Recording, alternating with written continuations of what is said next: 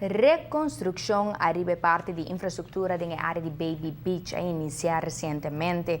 Reconstrução lo inserá diretamente de acera na parte de caminho e mais importante ainda lo enfocar arriba reestruturação de área de parqueo.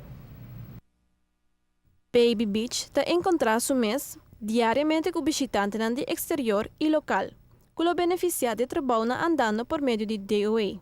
Manke proyecto nang bing David executar proyecto nang met kere sak de primeira parte de upgrading de full Baby Beach anto lo siguro ting seguinte parte nang kulo bahaya antição de parte governo. Mas claro, por antecipar que a reconstrução andando lo postrove acessibilidade para chegar a beach aqui. Líder do projeto está amplia de forma que a reconstrução lo toma lugar.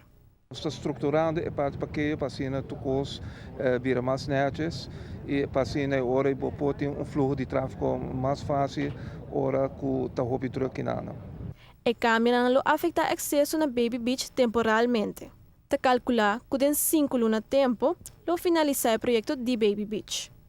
O projeto aqui tem a primeira parte tem uma duração de fim de mês. A segunda parte que está a parte entrada de Baby Beach mês. Essa hora é planear para que era claro até fim de julho. Para notícia à noite, Rosane de Wever. O caminho não queda construído de beton e essa aqui está de 2 fases de projeto grande para trazer vida nova na Baby Beach.